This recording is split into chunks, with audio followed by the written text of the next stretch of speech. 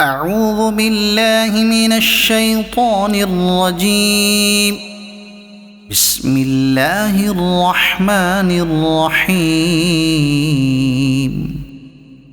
والنجم إذا هوى ما ضل صاحبكم وما غوى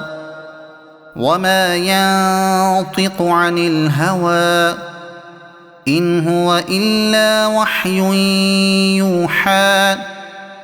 علمه شديد القوى ذو مرة فاستوى وهو بالأفق الأعلى ثم دنا فتدلى فكان قاب قوسين أو أدنى فأوحى إلى عبده ما أوحى ما كذب الفؤاد ما رأى أفتمارونه على ما يرى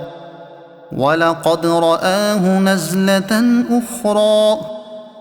عند سدرة المنتهى عندها جنة المأوى إذ يغشى السدرة ما يغشى ما زاغ البصر وما طغى لقد رأى من آيات ربه الكبرى أفرأيتم اللات والعزى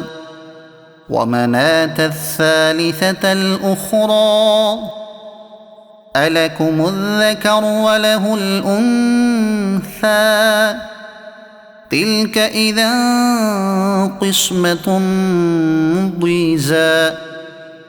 إن هي إلا أسماء سميتموها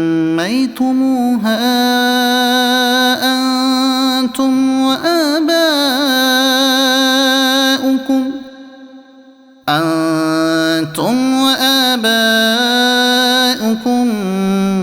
ما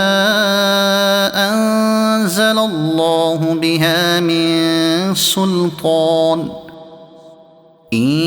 يتبعون إلا الظن وما تهوى الأنفس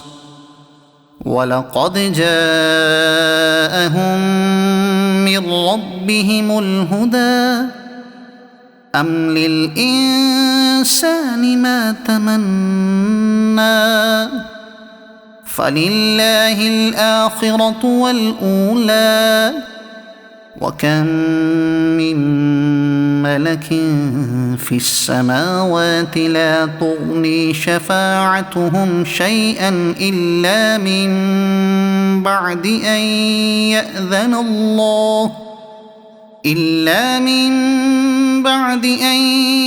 يأذن الله لمن يشاء ويرضى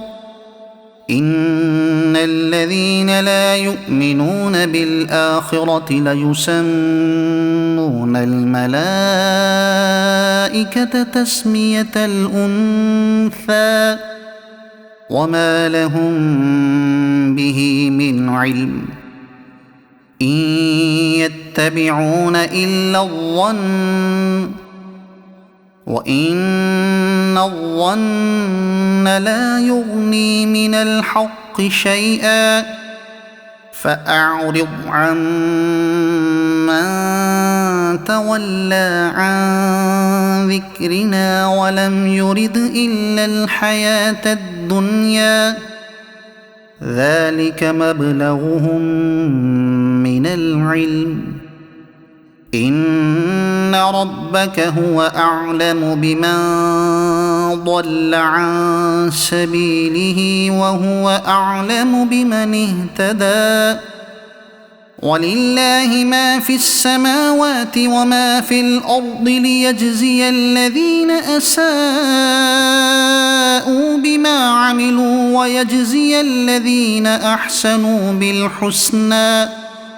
الذين يجتنبون كبائر الإثم والفواحش إلا اللمم إن ربك واسع المغفرة هو أعلم بكم إذ أنشأكم من الأرض وإذ أنتم أجنة في بطون أمهاتكم فلا تزكوا أنفسكم هو أعلم بمن اتقى أفرأيت الذي تولى وأعطى قليلا وأكدى أعنده علم الغيب فهو يرى أم لم ينبأ بما في صحف موسى وإبراهيم الذي وفى ألا تزر وازرة وزر أخرى وأن ليس للإنسان إلا ما سعى وأن سعيه سوف يرى ثم يجزاه الجزاء الأوفى وأن إلى ربك المنتهى وأنه هو أضحك وأبكى وأنه هو أمات وأحيا وأنه خلق الزوجين الذكر والأنثى من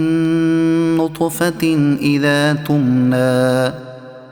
وأن عليه النشأة الأخرى